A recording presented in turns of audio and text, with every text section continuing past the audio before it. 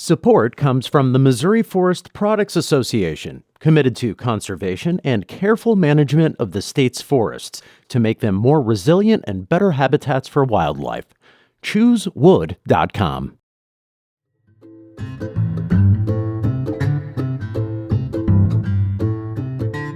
Republicans are using the coronavirus to say, hey, look, this is why parents need more of a choice where they're sending their kids to go to school, because some kids were kept home due to coronavirus restrictions. Parents were forced to find some form of childcare or just stay home from work. I'm Sarah Fensky. This is St. Louis on the Air. Hi, I'm Alex Hoyer, executive producer for St. Louis on the Air. Before today's episode, I want to take a moment to say thank you for listening and choosing this podcast. Our team works hard to provide nuance on the news that shapes your life and your community. We wouldn't be able to do this without your support. The money you give to St. Louis Public Radio helps fund this podcast. So please go to stlpr.org/donate and give an amount that works for you. Your contribution, along with that of your neighbors, is what fuels St. Louis on the Air. We're really grateful. And again, that website is stlpr.org/donate. And thanks.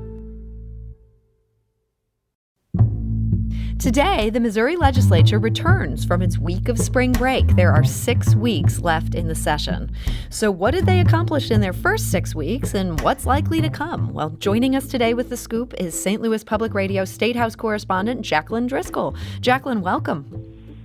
Good morning, or afternoon, I guess now it is. Yeah, we're 7 minutes into the afternoon. I'll take it. Jacqueline, what's been the biggest accomplishment of the first half of this session? I suppose that's who you're talking to. I would assume that Republicans and Democrats have different ideas of what's been accomplished, but certainly COVID liability was something that was very important to the governor that got moved fairly quickly through the Senate.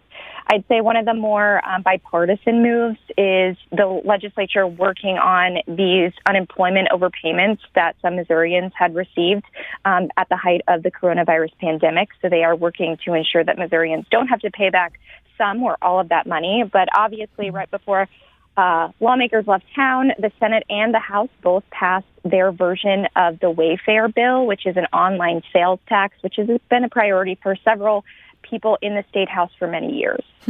We were one of the only, if not the only, states that wasn't charging this kind of sales tax. I think that's a big reason this was such a priority here. You mentioned that they both passed this. Are these versions compatible? They are not the same. There are some differences. In speaking with both sponsors of each bill, it seems as though the Senate feels that their version is a better bill. They'd like to see the House kind of work to get their version passed, but they essentially do the same thing. They charge a tax for companies that have online for people who are in Missouri and purchasing things online. They say that this is going to reform the tax code. That's just it simplifies things for Missourians, and it puts brick and mortar businesses, specifically small businesses, on a level playing field. Okay, so they'll have to pick one of those versions, get these two on the same page, but it sounds like there's an appetite to do that here in these remaining weeks.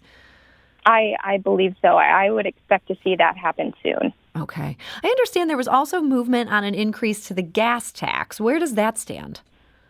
Right. So it just passed, and the same as the Wayfair bill. It just passed the week before lawmakers left town.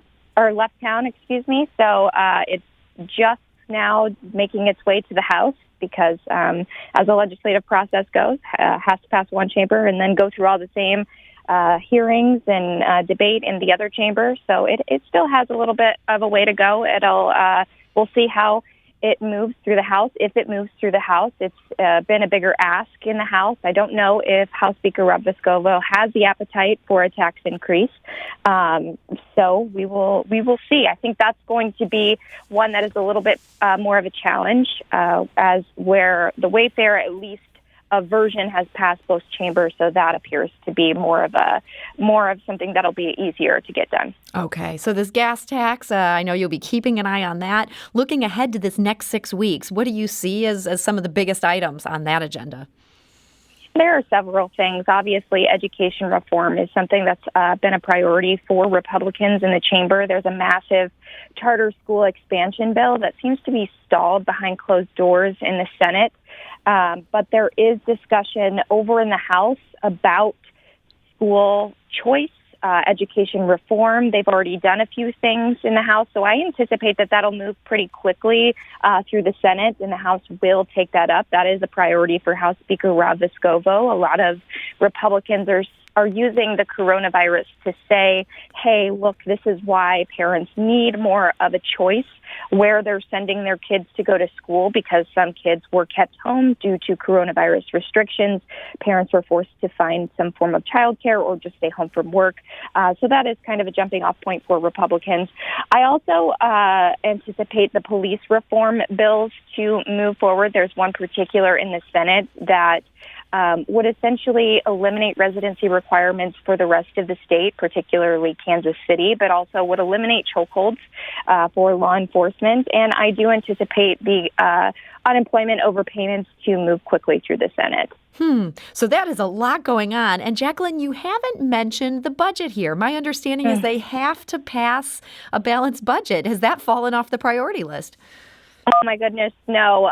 The budget is just a sure thing. That's one thing that will definitely move through the legislature. That's why they came back during the height of the coronavirus last year. This is something that will get done. Obviously, a big discussion with the budget this year is Medicaid expansion, because voters did approve to expand Medicaid back in August of last year. So that's something that's going to be a big contentious talking point. Republicans who have vocally advocated against expanding Medicaid, we're hearing a lot of conversation about, well, with the constitutional amendment that voters approved, there was no spending or funding mechanism, so we are not required to fund Medicaid expansion. I anticipate that will get discussed on the floor with more conservative lawmakers. Also, the idea of work requirements to kind of lessen who is able to access the program. But yes, budget is always a priority. I understand with that Medicaid expansion, there's going to be some big federal earmarks that could go towards that. Is that going to make it any easier in our final 30 seconds here to get that through? I think that does help. Obviously, more money is more money, but we're hearing some conservatives in the chamber say that's only going to last for a couple years, and then the state is going to need to come up with that extra funding. So money is always a contentious talking point for conservatives and Democrats in the chamber. Well, St. Louis Public Radio State House correspondent Jacqueline Driscoll, thank you for that great overview. I know that we'll have you back on as this session continues. So thanks for joining us this morning. Thanks, Sarah. This is St. Louis on the Air on St. Louis Public Radio, 90.7 KWMU. If you learned something new from today's episode, consider leaving us a review and rating on Apple Podcasts on the App Store. It's the easiest way to help people discover our show. We appreciate it. Thank you. St. Louis Public Radio is a member-supported service of the University of Missouri, St. Louis.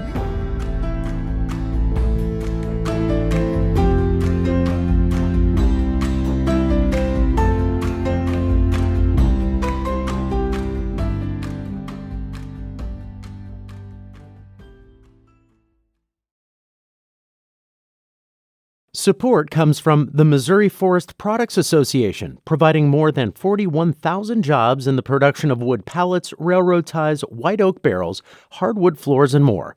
Details at choosewood.com.